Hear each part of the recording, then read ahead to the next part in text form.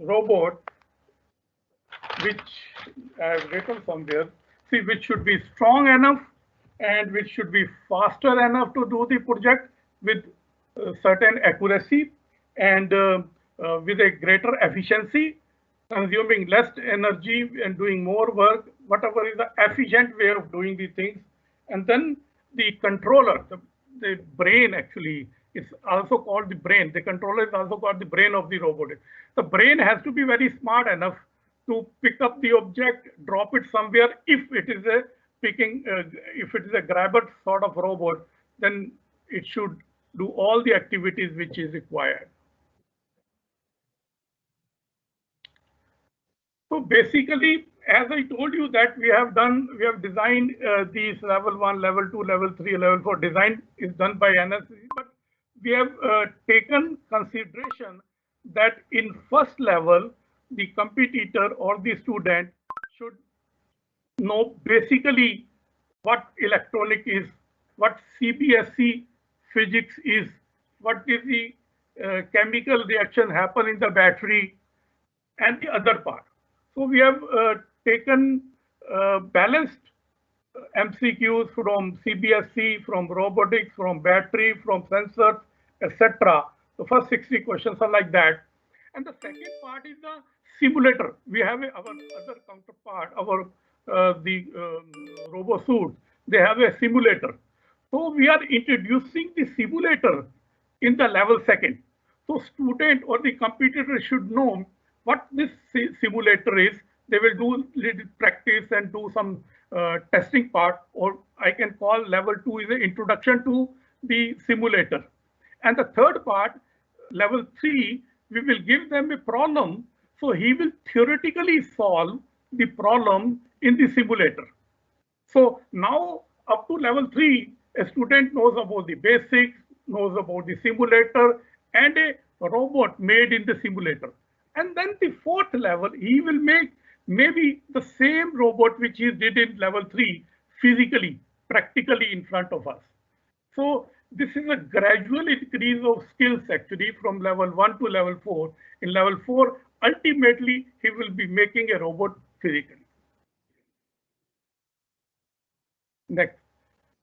Yeah, same I explained actually the MCQ, the first round is MCQ, second is the introduction to Hello World is the simulator, and the third is he will be making theoretically on simulation, he will be making a robot, and fourth part he will be doing physically with the components, with strips, with Arduino board or any other microcontroller. So he will be making a robot actually. So criteria for MCQ is quite simple actually. The question answer may not be relevant. It may be somehow okay, or it will be. I mean, these are the 5 level, in fact, where we can evaluate the kind of answer that he will give in MCQ part.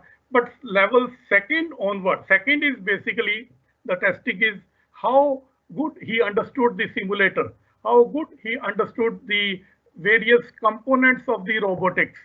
And the level 3, of course, he has to make a working simulation of the model of the robot.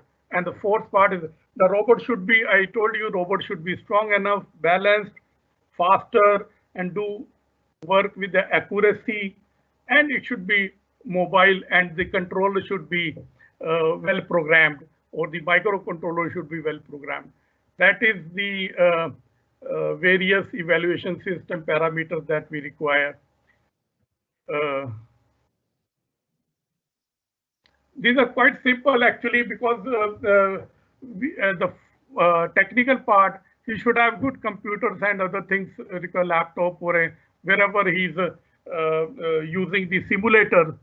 So he should have quite good, faster and good internet speed. That is the technical things that we require while learning the simulator, or while attempting the MCQs, or while making a robot in the simulator, except the level 4. And non-technical things are, he should have a working laptop, working computer with a sufficient power supply, internet, and other backups and other things which you require to learn simulation and other things. The test will comprise of course, the first test will be the MCQs, and second, the learning of the Hello World, and then the third is basically making up a model in the simulator. So these are the instructions that we require. There will not be any negative marking, etc. So that is what instructions are there from our side. So next slide, please. So this that is. Thank you, Mr. Jaggi. That was quite a extensive explanation, point by point, and I'm sure the message will be conveyed to the potential candidates that this is going to be a real test of their knowledge. Thank you very much. Thank you, sir. Now the next is another topic which is very apt for these days. Instead of creating jobs, create the job creators, which is the entrepreneurs. So, innovative business idea is second last skill which for today, which we have Sidbi as a partner. Miss Smriti will take us through this presentation very quickly. Yeah, Smriti. thank you very much. Smriti Vajpayee this side from Sidbi, and I am very thankful to NSDC for providing us this platform to connect with the young minds and to take forward our mission Swavalamban. Next slide, please. Next slide. As most of you would be aware that SIDBI has been established as an act of parliament, and we are here to work for development and upliftment of MSMEs in the country, and also to function with other institutions which are in the same forte of helping the MSMEs. But recently, under the guidance of Honorable Prime Minister, and as the focus of the nation is to work towards development of entrepreneurship in country, and so thus SIDBI has also launched a mission Swavalamban. The mission Swavalamban, it is our umbrella project in which we are promoting different type of activities, and if I'll say in a simple words, the basic crux of mission Swavalamban is to create a culture of entrepreneurship in the country, wherein we foresee a future in which for a young child, for a person born in India, the first choice, the first career option would be to become an entrepreneur, not to become a job seeker, but to become a job creator. So this is the basic of the Mission Swavalamban, and in Mission Swavalamban, we believe in catching them when they are young. So it is a great platform where we are working with NSDC, and we hope to reach to many of the young brains in the country, which shall further the concept of Atmanirbhar Bharat. Next slide, please. So this is the competition where we invite applications for an innovative business idea. So it is just to judge the basic knowledge. The basic of this competition is to judge whether there is a flair to become an entrepreneur in the child. It is not to check any information which is not available to them. It is about the basics and their zeal to become an entrepreneur. So if we go to the next slide, so this competition, it is a 4-level competition as the others. So first it would be an MCQ. If we go to the next slide, then it would be better to explain. The first slide would be a screening round of MCQs, and here the questions would be from basic academic potential, entrepreneurship, general knowledge, and SIDBI's mission Swavalamban, and some basic knowledge of finance. In the from the level 2, the jury selections shall evolve, and in the level 2, the subject knowledge of entrepreneurship and basic studies shall be evaluated, and there would be 10 to 15 subjective questions on entrepreneurship from CBSE textbooks. And in the level, and again these questions, it would be judged by a jury comprising of members of CBSE, NSDC, SIDBI, and industry experts. In the level 3, the candidates have to conceive the idea. They have to conceive their business idea and they have to submit an abstract about that.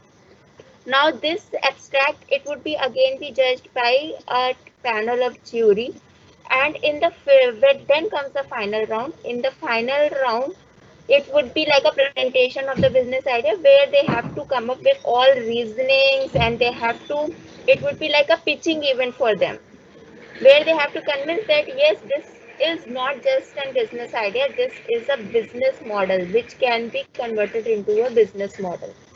So it is more, as I said in firstly, that it is not to judge any subject knowledge. It is what we aim here is to get the feel that there is a flair to become an entrepreneur in the child. If we can we go to the next slide, please.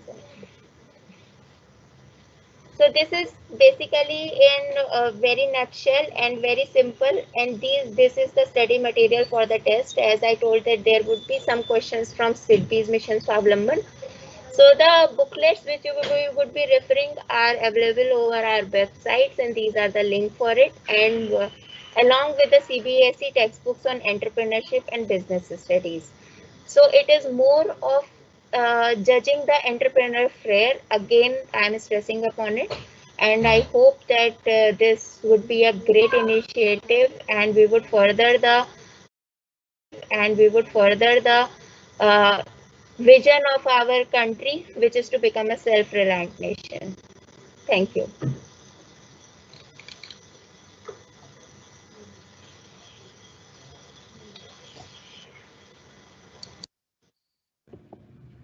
Thank you, ma'am. Thanks for a crisp presentation. Now we get on to our last skill for the day,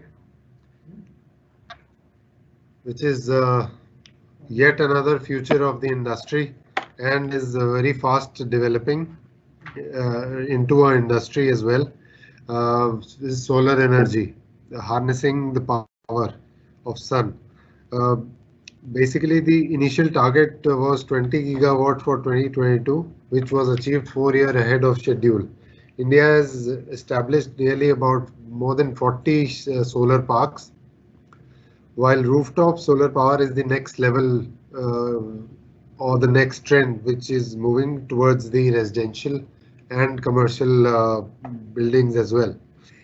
So India has put forward two concepts for this particular trade, one sun, one world and one grid. And the second is the solar bank, to create a solar bank in order to harness the abundant solar power which is available to us naturally.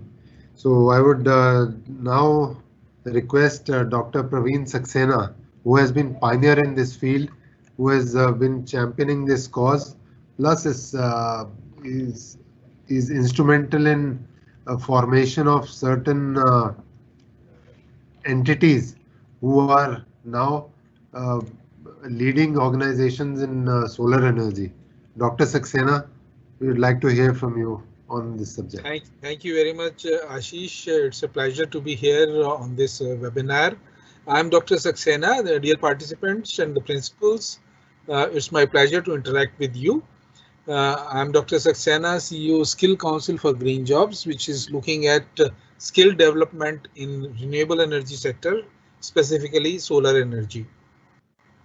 Solar energy is one area where Government of India is committed internationally to promote this form of energy and substitute conventional energy. In fact, in the Paris Agreement in 2015, Government of India has committed that by 2030, about 40% of our installed capacity for power generation would come from non-fossil fuel based sources, which include solar, wind, hydro, nuclear. So we are in the process of substituting or getting away from thermal coal, which is a extremely polluting way of generating electricity, to environmentally benign sources of generating power. The country has set a target of 100,000 megawatts by 2022, and this is further enhanced by another bigger target of 450,000 megawatts by 2030. This includes large size projects, as Mr. Ashish Malhotra told, that there are over 40 large solar parks which run into kilometers and kilometers and have number of private sector setting up their solar projects. And the second thing is that we want to promote solar energy on rooftop